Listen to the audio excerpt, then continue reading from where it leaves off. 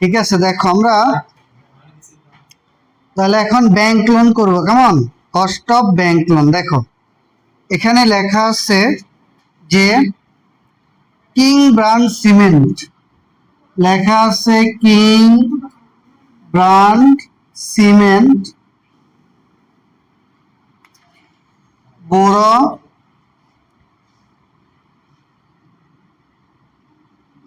টাকা 10 লাখ। কেমন? আচ্ছা, এটা দেওয়া আছে। ওকে, এরপরে কিছু রিকোয়ারমেন্ট দিছে। তো 1 নম্বরে, এটা একটা প্রশ্ন, এটা একটা কোশ্চেন। হ্যাঁ, তাহলে 1 নাম্বার রিকোয়ারমেন্টে ছিল, রিকোয়ারমেন্ট 1 ছিল যে 10% লোন, এই যে বলছে 10% loan on discount basis with 15% compensating balance requirement. প্রশ্নটাতে দেওয়া আছে। আমরা এর আগে বলেছিলাম ব্যাংক লোনের কনসেপ্টটা কি, এটা আমাদেরকে আগে জানতে হবে। ধরো মনে করো আমি একটা ব্যাংক থেকে 1 বছরের জন্য আমি 1 লক্ষ টাকা লোন নিয়েছি। কেমন? তো নিয়ম হলো, এটা হলো 1 ইয়ার, 1 বছর পরে আমি তাকে 1 লক্ষ টাকা ফেরত দিয়ে দিব, প্লাস আমি তাকে কি দিব, আরো সুদ দিব বা ইন্টারেস্ট দিব। ইন্টারেস্ট নিয়ম হলো, ইন্টারেস্ট আমি যেদিন ব্যাংক থেকে লোন নেই আমি ইন্টারেস্ট দিব মেয়াদ শেষে, সুদ আমি 1 বছর পরে দেওয়ার কথা। এটা হলো ব্যাংক লোনের নিয়ম। কেমন? কিন্তু যদি আমার থেকে প্রশ্নে যদি ডিসকাউন্ট বেসিস অথবা যদি বলা থাকে ইন্টারেস্ট পেইড ইন অ্যাডভান্স, এই কথাটা যদি বলা থাকে, এই দুইটা কথার একটা কথা যদি বলা থাকে, তাহলে আমি বুঝে নিব কি, যে সুদটা আমি 1 বছর পরে নিবে না আমার থেকে। এই কথাটার মানে হলো, আজকে মনে করো ধরো জানুয়ারির 1 তারিখ, আমি ডিসেম্বরের 31 তারিখে আমি তাকে টাকাটা পরিশোধ করে দিব। কেমন?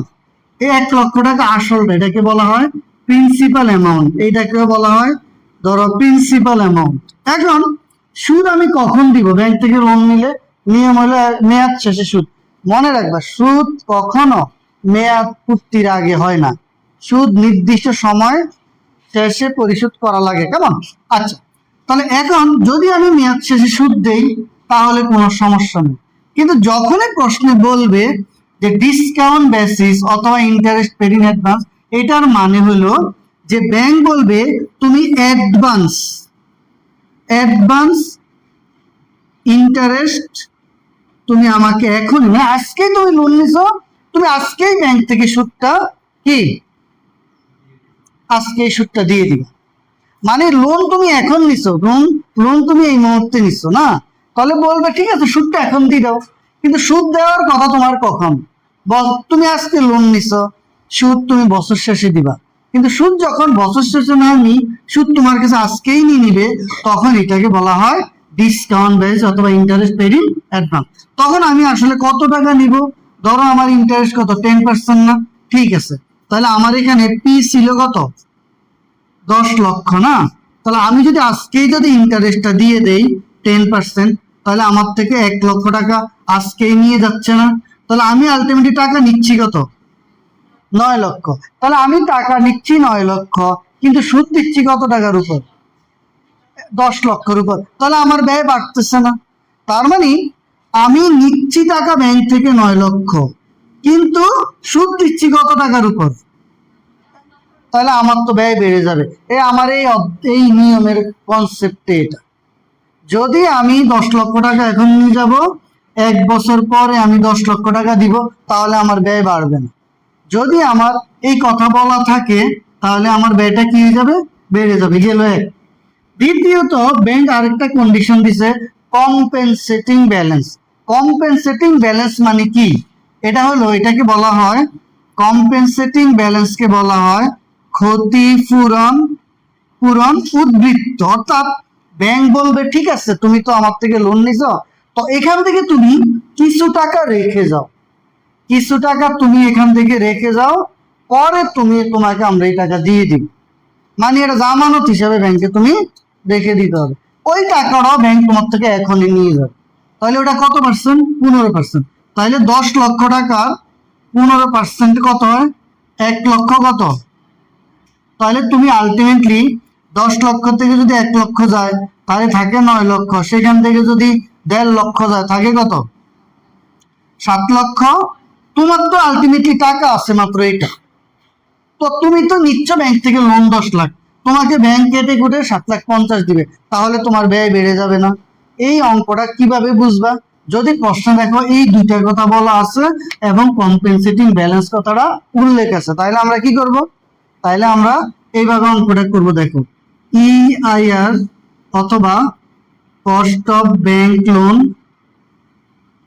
এ হলো ইন্টারেস্ট, এ হলো পি মানে প্রিন্সিপাল মাইনাস ইন্টারেস্ট, কেমন? মাইনাস কম্পেনসেটিং ব্যালেন্স গুণন 360 আর হলো ডিএম, ওকে, গুণন 100। ঠিক আছে তো? তাহলে আমার এখানে দেখো ইন্টারেস্ট কিন্তু আমি অলরেডি লিখে ফেলছি না? তাহলে আমার এখানে দেখো ইন্টারেস্ট কিন্তু আছে আছে আছে কত আছে? 1 লক্ষ টাকা ইন্টারেস্ট। তাহলে আমার প্রিন্সিপাল কত? 10 লক্ষ মাইনাস 1 লক্ষ মাইনাস 1 লক্ষ কত? 50,000 গুণন 360। এখানে কি কত দিনের লোন কোনো কিছু বলা আছে? কত দিনের লোন বলা আছে? নাই। তাহলে আমি এখানে কত দিব? 360 দিব, কেমন? গুণন 100। তাহলে আমার কত পার্সেন্ট হয়? খেয়াল করো, তাহলে আমার এখানে 1 লক্ষ টাকা লোন, আমি লোন নিচ্ছি 7,50,000, তাহলে কত পার্সেন্ট? 13%। 13 দশমিক কত? 3%। তাহলে লক্ষ্য করো, আমি আসলে এই নিয়মে bank loan, cost of bank লোনে এই নিয়মে আসলে আমার করণীয়টা কি? আমি কেন এই নিয়মটা করলাম? মানে এই নিয়ম করার উদ্দেশ্য কি? এই নিয়মটা করার উদ্দেশ্য হলো আমি ব্যাংক থেকে যে লোন নিচ্ছি, এই যে 10 লাখ নিচ্ছি, আমি কি আসলে ব্যাংকের সাথে যে আমার কন্ডিশন যে 10 লক্ষ টাকা 10%, সেটা কি আসলে 10%ই থাকতেছে নাকি আমার ব্যয়টা বেড়ে যাচ্ছে? তাহলে আমার কি ব্যয় বেড়ে যাচ্ছে না? এই ব্যয়টা 10 থেকে কেন 13-তে আসলো? ওই যে আমার থেকে ব্যাংক টাকাগুলো সব অগ্রিম কেটে রেখে দিছে। ক্লিয়ার? এই হলো ব্যাংক লোনের কনসেপ্ট, কেমন? এরপরে গেল এইটা, ঠিক আছে? এই যে 360 বা ডিএম, এটা না দিলেও সমস্যা, কিন্তু এটা আমরা দিব, কারণ আমরা বুঝবো জানি। হ্যাঁ, এই 1,50,000 টাকা আমাদেরকে পরে ফেরত দিবে যখন মেয়াদ শেষ হয়ে যাবে, বা পরে এক সময় দিয়ে দিবে, তখন তো আর আমার নিয়ে কোনো ইয়ে নেই। গেল এটা, ঠিক আছে? এরপরে খেয়াল করো রিকোয়ারমেন্ট 1, দেখো রিকোয়ারমেন্ট 2 দেখো, কেমন? রিকোয়ারমেন্ট 2 এ বলছে, দেখো রিকোয়ারমেন্ট 2 কেমন? 2 এ বলা আছে এই যে 12% loan, 12% loan on a collect basis, আছে collect basis with no compensating balance requirement. বলছে 2 নাম্বার রিকোয়ারমেন্টে বলা আছে যে 12% loan on a credit collect basis,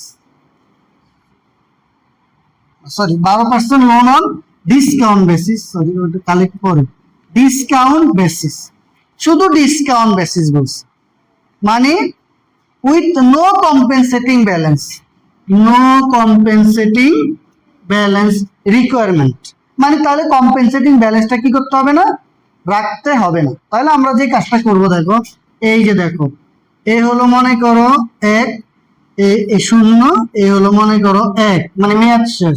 আমি এখন ব্যাংক থেকে নিচ্ছি কত? 10 লক্ষ টাকা, কেমন? তাহলে ব্যাংক আমার থেকে শুধুমাত্র আমার থেকে ইন্টারেস্টটা কেটে রেখে দিবে।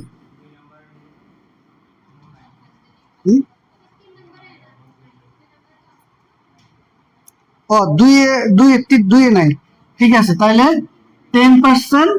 আচ্ছা ওকে, তাহলে 2 আর 3 তো একই রকম। আচ্ছা তারপরে করি, তাহলে কত রাখবে আমাদের থেকে? এই যে যদি থাকে যে 10 লক্ষ টাকার কত পার্সেন্ট রাখবে? 12 না? তাহলে 10 লক্ষ টাকা 12 লক্ষ 12% কত? 1 লক্ষ কত? 20,000। আচ্ছা, এরপরে কম্পেনসেটিং ব্যালেন্স কত? 10% কত? 1 লক্ষ। তাহলে এই 10 লক্ষ থেকে যদি 2,20,000 যায় তাহলে 7 লক্ষ কত? 7 লক্ষ কত? হ্যাঁ 7,80,000, ঠিক আছে। তাহলে দেখো, তাহলে ইআইআর অথবা কস্ট অফ ব্যাংক লোন, আচ্ছা তাহলে আমাদের এখানে ইন্টারেস্ট হলো 1,20,000, 10 লক্ষ 1,20,000 মাইনাস কত টাকা? 1 লক্ষ, হ্যাঁ, গুণন 360 কত পার্সেন্ট হয়? 15.38%। তাহলে আমার আবার ব্যয়টা কি হয়ে গেল? আরো বেড়ে গেল না আগের চেয়ে? কেন ব্যয়টা বাড়লো? আগের অঙ্কটাতে আমার ইন্টারেস্ট ছিল 10%, এই অঙ্কটাতে ইন্টারেস্ট কত দেখো তো? 12%। তার মানে যদি আমি ঋণের সুদটা, এই যে ডিসকাউন্ট বেসিস, এটা যদি বলা থাকে আমি সুদটা আগে দিয়ে দিই, তাহলে এখান থেকে এই দুইটা গেলে আমি এই টাকাটা এখন নিয়ে যাব, তাহলে আমার আলটিমেটলি ব্যয় বেড়ে যাচ্ছে না? Concept clear? গেল এটা। 3 নাম্বার রিকোয়ারমেন্টে কি বলছে দেখো, 14% loan on a collect basis. তাহলে 14% loan on a collect basis with no compensating balance requirement, ঠিক আছে।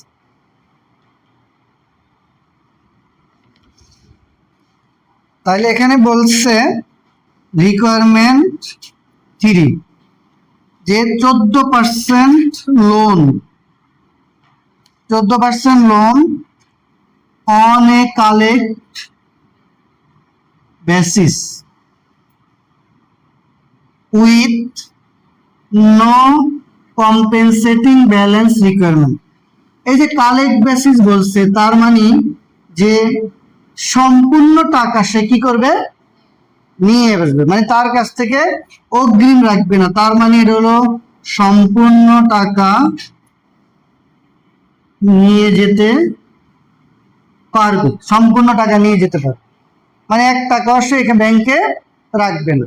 তাহলে আমরা এটা এভাবে বুঝতে পারি, দেখো এই আমি যদি লোন যদি আমার 10 লক্ষ টাকা থাকে, হ্যাঁ, তাহলে এখানে ইন্টারেস্ট নেই, কম্পেনসেটিং ব্যালেন্স নেই, তাহলে আমি নিচ্ছি কত? পুরো 10 লাখ টাকায়। তাহলে পুরো টাকা অর্থাৎ কালেক্ট বেসিস মানে আমার কাছে কোনো ইন্টারেস্টটা অগ্রিম কেটে রাখবে না। তখন আমি এভাবে দিব, দেখো, অথবা EIR 360 DM, okay, interest principal amount interest minus compensating balance, ঠিক আছে। তাহলে ইন্টারেস্ট কত আসলো আমার? এমনিতে ইন্টারেস্ট কত? হ্যাঁ 1,40,000, তাহলে 10 লক্ষ মাইনাস 1,40,000, আর কম্পেনসেটিং ব্যালেন্স তো নাই, তাই না? তাহলে গুণন 360, ডিএম হলো 360 গুণন 100, কত পার্সেন্ট আসে? 14%। খেয়াল করো, যদি প্রশ্নে দেখো এখানে আছে এই যে 14%, তাহলে আমার ব্যয় হলো কত? 14%। আমার ব্যয়টা কেন চেঞ্জ হলো না? আমার এই ব্যয়টা কেন বাড়লো না? কারণ যদি আমি এখন সম্পূর্ণ টাকায় নিয়ে যাই, কিন্তু সুদটা আমি কখন দিব? ইন্টারেস্টটা আমি যদি বছরের শেষে দেই, তাহলে আমার এই ব্যাংক লোনের যে সুদ, এই সুদের সাথে এই সুদের কোনো পরিবর্তন হবে না। তাহলে আমার পরিবর্তন কখন হয়? পরিবর্তন হবে যদি আমার সুদের টাকাটা আমি যেদিন লোন নিব ওই দিনে দিয়ে দেই, তাহলে আমার পরিবর্তন হবে। ওইটা আবার আমি বুঝবো কিভাবে? ওইটা আমি বুঝবো হলো যখন ডিসকাউন্ট বেসিস অথবা ইন্টারেস্ট পেড ইন অ্যাডভান্স বলা থাকে। আর প্রশ্নে যদি এই যে কালেক্টেড বেসিস থাকে অথবা যদি কিছুই বলা না থাকে, তাহলে আমরা ধরে নিব আমরা সম্পূর্ণ টাকা তুলে নিব, আমি ইন্টারেস্টটা কখন দিব। ঠিক আছে, এখানে তো এটা তো কালেক্ট বেসিস, এখানে তো ইন্টারেস্টটা বাদ যাবে না, তাহলে এখানে যা আছে তো। ঠিক আছে, এটা বাদ যাবে কখন, যদি আমার এটা ডিসকাউন্ট বেসিস, এখন তো এটা কালেক্ট বেসিস, জন্য এটা আমরা দিব। ঠিক আছে, তাহলে কত পার্সেন্ট হইলো? 14 না?